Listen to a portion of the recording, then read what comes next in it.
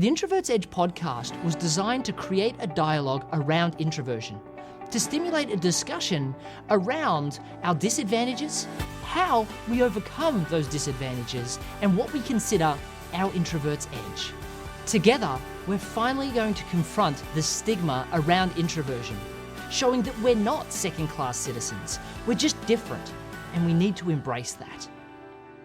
Hello everyone, and welcome back to the Introvert's Edge. And I have to say I'm ecstatic to introduce you to our next guest, who is Tom Ziglar of the famous Ziglar Inc. Yes, Tom Ziglar's son is actually on the podcast today because he is an introvert.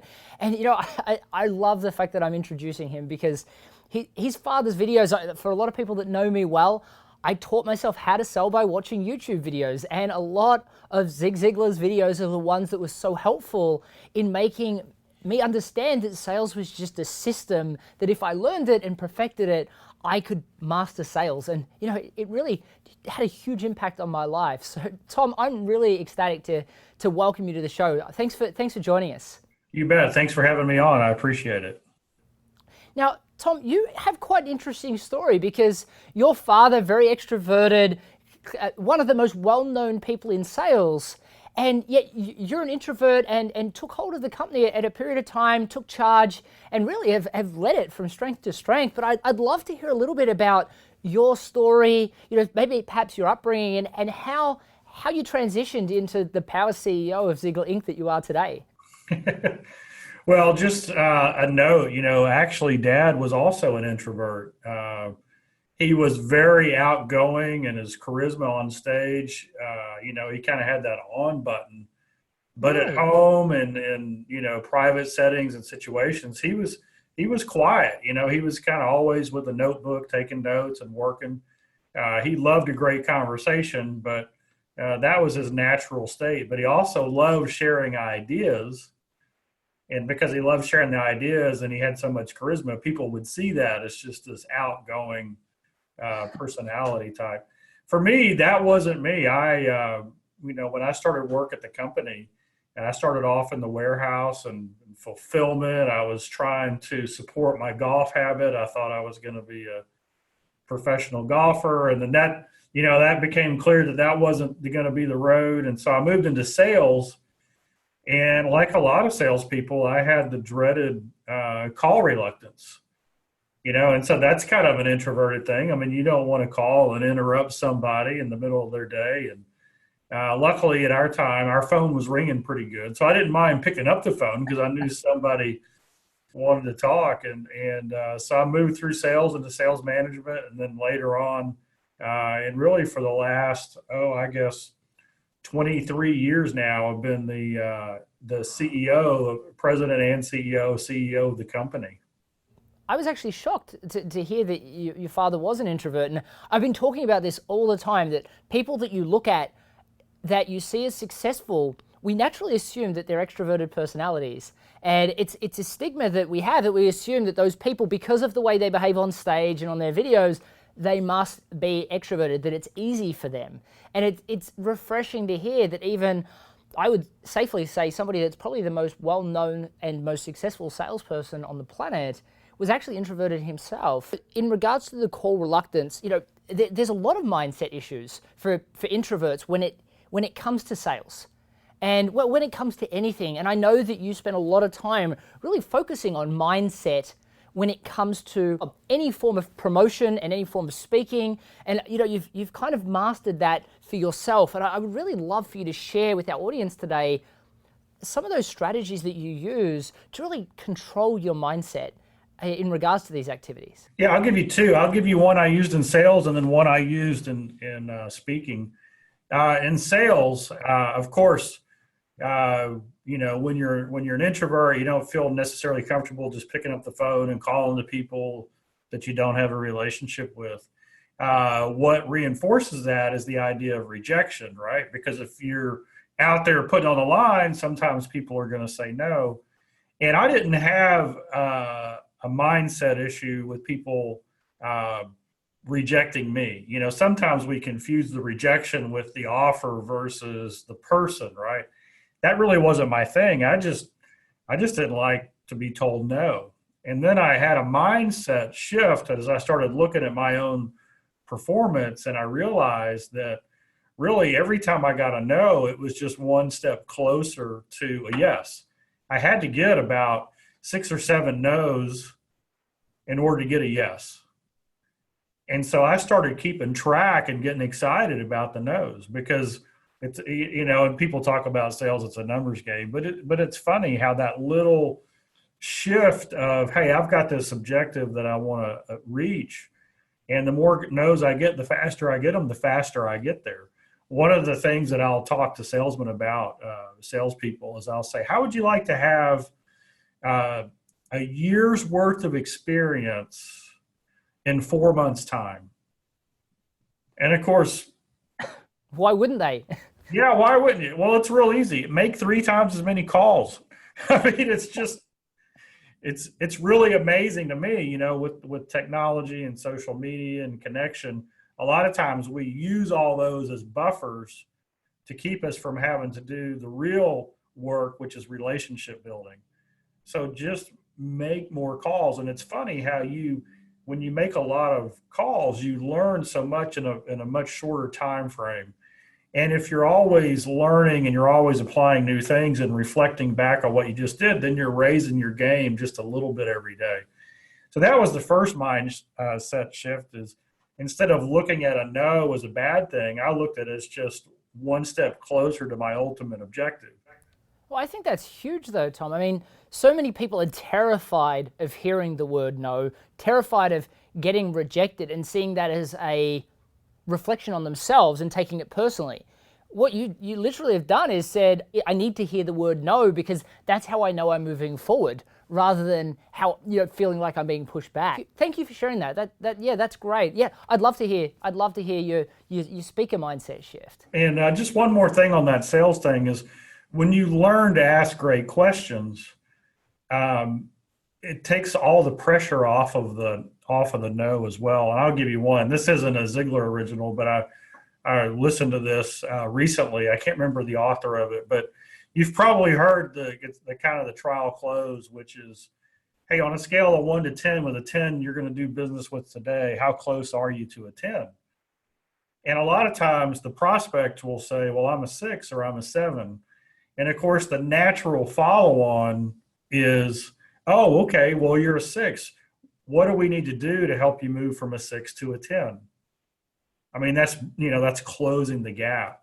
But this guy advocated a different way to ask that question.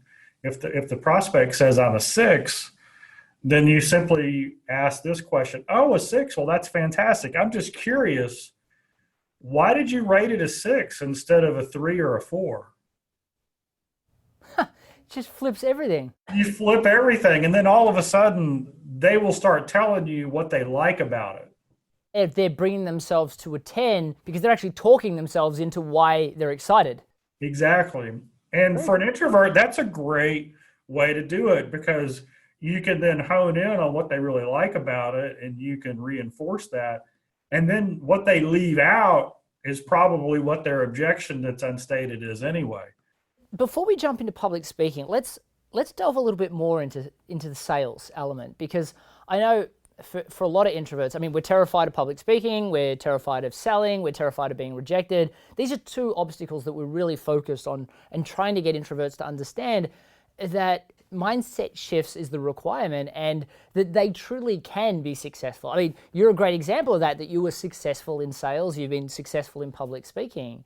But let's just discuss the concept of system, because you're talking about sales strategy and doing specific things at different parts of sale. But you have lots of salespeople that work within your organization. You've worked with lots of corporations, and probably more corporations in sales than any other organization in the world. And I'm really interested in hearing from you that the top performers, the top 10%, do they tend to have planned presentations? Do they focus on every element of the sale and following a process? Or do they tend to have that, fly by the seat of their pants kind of perspective?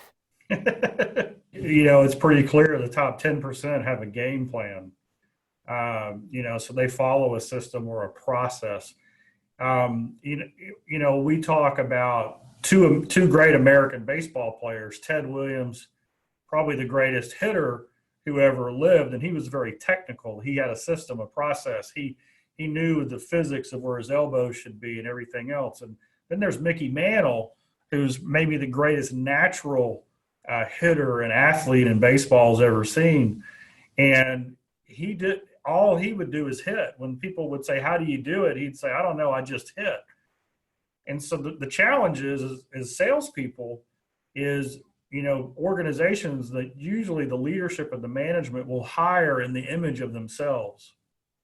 And the problem is, if you've got a fantastic sales leader who's Mickey Mantle, who just knows how to sell, but they don't know how they do it, it's very difficult for them to teach the other. Yep. Whereas Definitely. at Ted Williams, if he would get into a batting slump, he could go through the checklist and go, "Oh, my right foot is not in the right place." And he would change his stance a little bit and he'd start hitting again. Well, at the end of their lifetime career, I think Ted Williams' lifetime batting average was about 40 points, maybe a little bit more than that, higher than Mickey Mantle's. So natural ability is a gift, but the system will take you to a different level when you combine those together. Yeah, and I think that's a really important thing to sort of focus on, because as introverts, we gravitate to the fact that we're disadvantaged because we don't have that natural gift of the gab. We can't just hit the ball, as you said, and not have to think about it. It's very similar to what I've been saying, that an introvert with the right system will always beat out their extroverted counterparts hands down, because an extrovert will have their good days and their bad days based on their mood, and they can't self-diagnose what's going wrong as easily, where an introvert really can do that. And maybe an extrovert may start to learn a sales system, but an introvert will always be so much more diligent with it because it is the only way they sell. I think introverts actually have an advantage in sales. And the reason is if an introvert learns 5 or 10 key selling questions, a sales process is far better when the prospect is doing 80% of the talking. And it's easy for an introvert to get along in that scenario. All right. And I'll give you a system. So here's a mindset shift for salespeople using a system around questions. When I was in sales, we had a guy calls me up and he says, "Tom, I'm number one on my sales team. And this is the first time it's ever happened. I found the secret." And I said, "Well, what's the secret?" He said, "It's only 6 months into the year. I can't tell you. I got to finish the year." So he was in an organization of 150 salespeople, and they sold high-end office equipment. Just think of a huge printer, copier, $100,000 plus machine. And so at the end of the year, he called me back and he said, "I finished number one. Let me share with you what he did." So this is what he did. He had a 3-call close. The first time he went to the company, he would look at their existing machine that they were using. He would watch how they used it. He would ask questions of the staff. The second call is he would invite them to their headquarters and demonstrate his machine that could do more than what they were currently using, right? So that was kind of the demo. The third call was the actual closing presentation, where usually the CFO or VP of finance, the HR director, the office manager, whoever was in charge of that piece of equipment, and maybe 1 or 2 staff who would use it, they would be in the room and he would make this presentation. And he said, "Tom, here's the secret." He said, "I started getting to my appointment an hour early instead of 30 minutes early." And I go, "Really? What did you do with the extra 30 minutes? And he said, "It's easy. In our industry, we always get the same 7 objections." And he said, "Because of my previous 2 conversations, I knew what their top 3 objections were going to be." And so he said, "What I've done is I have underlined the objections that I'm probably going to face in the book, Secrets of Closing the Sale," which is one that my dad wrote. And he said, "On my recording, I have marked where your dad actually overcomes those objections on the recording." And so I get there 30 minutes early. an hour early now, but 30 minutes earlier than before. And he said, in the car, I listened to your dad overcome those objections while I read it. And I've prepared my presentation to overcome those objections before they even come up. And so here's the system and here's the mindset. The number one lesson that I ever learned from Dad is input. If we can control our input, we control our output.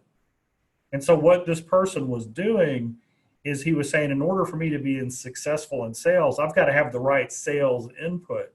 And he was doing that right before he went into the presentation where he was going to close the business. And he would listen to my father say those overcoming objection phrases, but he also had a presentation planned and a system to overcome those objections before they came up. So that year he finished number one out of 150. And the previous 5 years, he'd always finished middle of the pack, 65 or 70 out of 150. The only difference was listening to and reading how to overcome that right before he went in. That's putting the right information into your mind, which gives you that right perspective, that right attitude. In other words, he was mind modeling. He was ready for that before it happened. Look, I think that's hugely valuable because what you're really saying is, for an introvert, we can increase our success rates in sales by really focusing in on our script and our stories and the elements that we know that we're going to be presented with when we get to that sale. So really coming back to an introvert's key advantage is the sales process, is our script, and is preparation. It's what we put in before. This is anybody, but an introvert especially. When you have that input and then you get into the environment right away where you get to use it, your mind actually knows what to do. And being, as an introvert myself and kind of a brain nerd, that's the way the brain works. If you can mental model the presentation before it happens, no matter what happens in that presentation, what kind of questions you get, you are more equipped to handle it. Plus your confidence is so much higher. Yeah, I mean, it is. It's like doing it for the second time. Like the first time you do something, it's always going to feel uncomfortable. The second time is easy. And if you've created that in your mind the first time before you even go in, you're really just doing it, again with the customer. And I think that's hugely powerful. And I'm 100% with you. For me, I think an introvert, has a disadvantage if they don't prepare. And if they don't have a system, they're horribly disadvantaged. I guess that's why we have this whole thought around having to have the gift of the gab, because without a system and without preparation, we kind of suck at sales. But with a system and doing that preparation, we're kind of dangerous because we can deliver exactly the same thing all the time. And because of that, it's not defined by mood. So while I'm sure, going back to your baseball analogy, the natural would have hit the ball on their good days better than the non-natural example, but averaging it over a career, the non-natural one hands down. And I see the exact same thing happen in sales. So I think that's hugely valuable, Tom. Tom, I've got so many more questions I want to ask you because I know that you had an interesting trajectory into speaking, and you were kind of continually pushed into and suggested that you should speak, and then now you sell from stage. So I really want to go into all of the strategies that you use for that and your mindset strategies in regards to public speaking. But we're at our time for session 1, so we might pick that up in session 2. So I really appreciate you coming in and sharing so much value with our listeners today and watchers today. All right, my pleasure. So for everybody that's enjoying this segment, please make sure you go to the introvertsedge.com/Tom so you can hear the second part of this amazing information. And if you're really enjoying it, I really, really request that you please go to the Introverts Edge on iTunes, click subscribe, and post a review to help more and more introverts get this amazing value. Because for us, the more introverts that hear this information, the more introverts will be able to be motivated to be successful in their business and in their lives. So thank you again for joining us, and I look forward to seeing you in the next episode. Cheers. I'm Matthew Pollard, the author of The Introverts Edge to Networking. I'm on a mission to help introverts to be proud of who we are. For the first time, you'll learn a process for networking that feels comfortable and authentic to you as an introvert. A process that doesn't feel salesy or awkward in any way. I saw at least half of my board members, 3 in particular that I can think of, that now are so comfortable in literally going up to people at events. All of a sudden, I can see the confidence. Most of the networking books and literature out there really focus on hardcore tactics designed for extroverts. As introverts, we're different and we need to embrace that. We need a system that allows us to channel our natural introverted strengths into the networking room. You will learn how to be successful at face-to-face networking and a masterful online networker on your terms. It's beautifully written and it provides tremendous value. So I am honored to say, folks, if you haven't looked at the book, you really need to check out this guy's book. It's excellent. It gives you that confidence to truly be yourself, knowing that you're going to be presenting yourself in a way that is authentic and will also really resonate with the person that you're talking with. One of the things you'll love about the Introverts Edge to Networking is it's jam-packed full of more than 20 stories of introverts just like you. People that have likely started in much tougher spots than where you are right now, and how they've leveraged the strategies that you'll be learning to obtain phenomenal career and small business success. I was about to give up on my business. The results started coming in right away. In fact, a year later, the Chamber of Commerce awarded me the Business of the Year. You need to go read his book because everything he does is what people need, whether they're an introvert or not. I've been fortunate to receive endorsements from some exceptional introverts like Neil Patel and Ivan Meisner, the founder of the world's largest networking group, BNI. What I love about the Introvert's Edge is that it talks about the things that make an introvert successful. The Introvert's Edge to Networking is going to destroy all of the barriers that you have around whether success in networking is possible for you. Now I'm up to kind of 5 figures, triple my prices or more. It was like the deals just kept coming in, and it was incredible. Like, I had never seen anything like it before.